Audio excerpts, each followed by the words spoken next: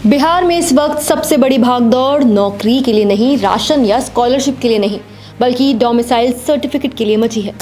13 लाख से ज्यादा आवेदन सिर्फ पिछले 2 हफ्तों में निवास प्रमाण पत्र बनवाने के लिए आ चुके हैं। मगर इसकी क्या वजह है? दरअसल लोगों को डर है कि अगर उनके पास डोमिसाइल नहीं हुआ तो उनका नाम वोटर लिस्ट से हट सकता है। लेकिन इस होड़ में एक दिलचस्प विरोधाभास है।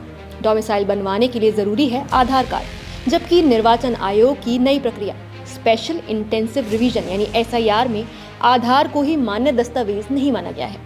तो फिर लोग ये प्रमाण पत्र क्यों बनवा रहे हैं? क्यों बिहार में निवास आज सबसे जरूरी दस्तावेज बन चुका है?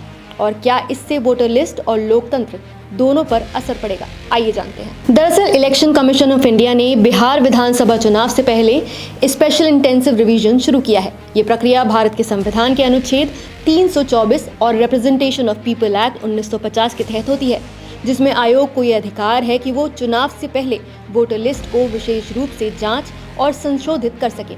बिहार में पिछली बार ये प्रक्रिया 2003 में हुई थी। अब 20 साल बाद दोबारा हो रही है, जिसमें हर वोटर को एक फॉर्म भरकर BLO को देना है।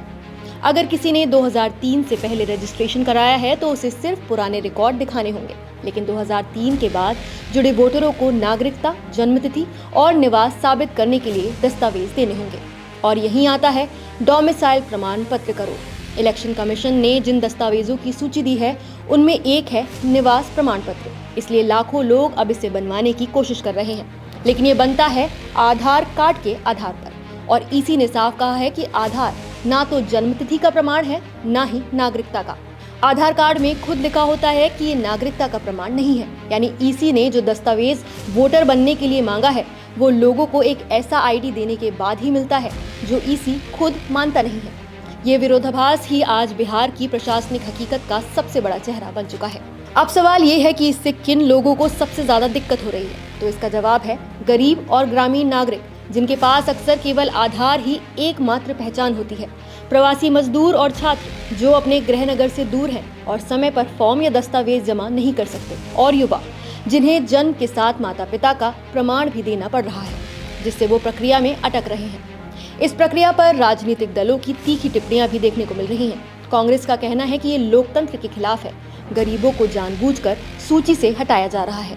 वहीं तेजस्वी यादव ने कहा कि जो लोग सिर्फ आधार के भरोसे हैं उनका नाम कैसे बचेगा। तो ममता बनर्जी का मानना है कि 1987 से 2004 के बीच जन्मे युवाओं से माता पिता के जन्म प्रमाण पत्र मांगे जा रहे हैं। ये सरासर अन्याय है। इंडिया गठबंधन की 11 पार्टियों ने EC से मिलकर इसे संविधान के ढांचे पर सबसे बड़ा हमला बताया है। अब बात कानूनी प्रावधानों की करते हैं। RP एक्ट की धारा 19 के मुताबिक 18 वर्ष से अधिक उम्र के भारतीय नागरिक जो ऑर्डिनरीली रेजिडेंट हैं वही वोटर बन सकते हैं। वहीं धारा 20 के अनुसार केवल संपत्ति का मालिक होना काफी नहीं, लेकिन अस्थायी अनुपस्थिति वाले लोग भी निवासी माने जाएंगे। इसका मतलब माइग्रेंट वर्कर, छात्र या बाहर रहने वाले लोग अगर उनकी जड़ें बिहार में हैं तो वो वोटर बने रह सकते हैं। लेकिन SIR में ये अंतर साफ साफ लागू नहीं हो रहा है, जिससे बड़े पैमाने पर वैध वोटरों के नाम हटने का खतरा है। SIR को लेकर अब मामला सुप्रीम कोर्ट तक पहुंच गया है। चुनाव सुधारों के लिए काम करने वाली संस्था एसोसिएशन फॉर डेमोक्रेटिक रिफॉर्म्स ने इस प्रक्रिया को संविधान के मूल सिद्धांतों के खिलाफ बताते हुए सुप्रीम कोर्ट में याचिका दाखिल की है। इस याचिका में वरिष्ठ वकील कपिल सिब्बल, डॉक्टर अभिषेक मनु सिंघवी सहित अन्य वकीलों ने दलील दी है कि ये प्रक्रिया गरीबों, प्रवासियों और दस्तावेजहीन नागरिकों को वोटिंग अधिकार से वंचित कर सकती है, जो लोकतंत्र के खिलाफ है। सुप्रीम कोर्ट ने इस याचिका को गंभीरता से लेते हुए 10 जुलाई को सुनवाई के लिए सूचीबद्ध कर दिया है। तो बिहार में इस वक्त निवास प्रमाण पत्र लोकतंत्र में बने रहने की सबसे अहम शर्त बन चुका है। लेकिन जिस आधार कार्ड से ये प्रमाण पत्र बनता है उसे खुद EC ही मान्य दस्तावेज नहीं मानता। ऐसे में ये सवाल अब और गंभीर हो गया है कि क्या SIR जैसी प्रक्रिया नागरिक अधिकारों की रक्षा कर रही है या उन्हें सीमित कर लोकतंत्र को कमजोर कर रही है? आपकी नजर में क्या ये प्रक्रिया पारदर्शिता और निष्पक्षता के लिए जरूरी है या फिर ये लोकतंत्र से दूर ले जाती है? अपनी राय हमें कमेंट्स में जरूर बताएं। नमस्कार, मैं हूं मानक गुप्ता। अगर आपको हमारा ये वीडियो पसंद आया हो तो इसे लाइक और शेयर जरूर करें, और हाँ, हमें सब्सक्राइब और फॉलो करना ना भूलें ताकि आप देश और दुनिया की कोई खबर मिस ना करें।